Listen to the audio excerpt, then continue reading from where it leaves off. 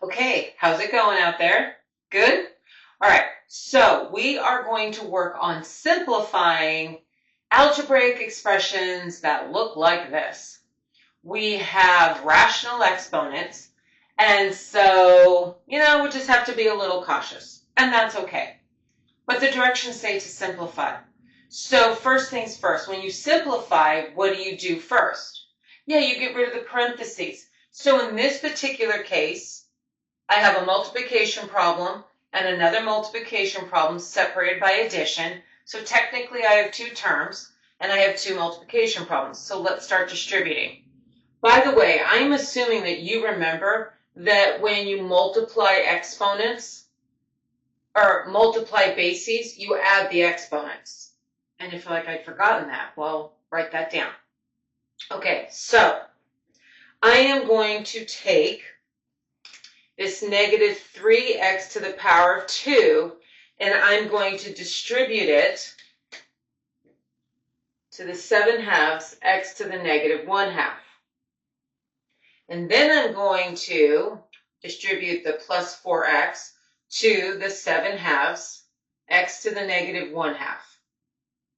And some of you are like, do I need to literally write that down? You don't.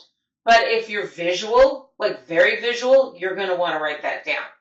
Okay, so now let's look over here. So we have plus, we're taking the negative 6x, and we're distributing to the 7x to the 1/2 plus 1, right? And then you're taking the plus 4, and you're distributing 7x to the 1/2 plus 1. Okay, there's a lot of distribution going on here. Let's check this out on the next line, taking one step at a time. Okay, so first, you have a negative 3/1 times this fraction.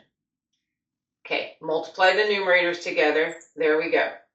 And then you have x to the second times x to the negative 1/2. What did you say you do with these exponents? You add them. So, I'm assuming you remember how to add fractions, yes? Common denominator, let me do it quickly. This is a 4/2 minus 1/2, 3/2. Okay, that was your quick refresher on adding fractions.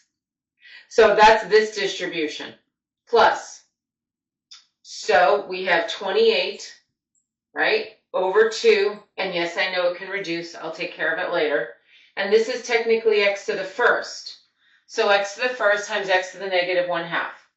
Right, add the exponents, 1 plus, or 1 minus 1/2 in this case, still gives me 1/2. Good. Are y'all with me? Okay. Now this distribution. I know this is going to be minus 42.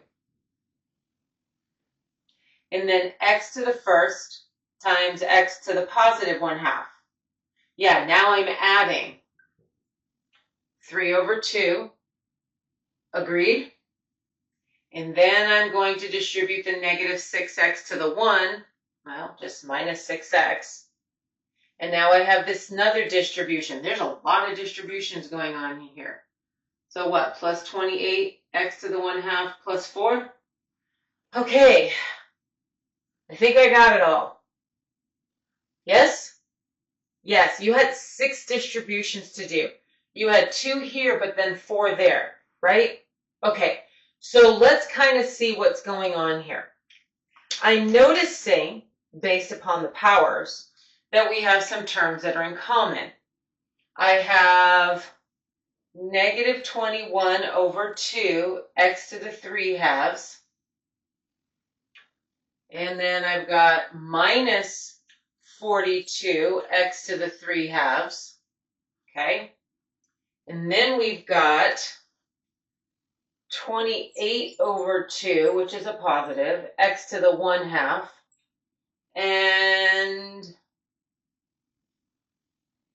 plus 28 x to the 1/2, and no other x's, no other, just numbers, constants. All right, so we've got these two problems, shall I say, to simplify. All right, you're adding fractions, or in this case, subtracting. Common denominator, right? So this becomes Multiply by 2, that becomes an 84, doesn't it?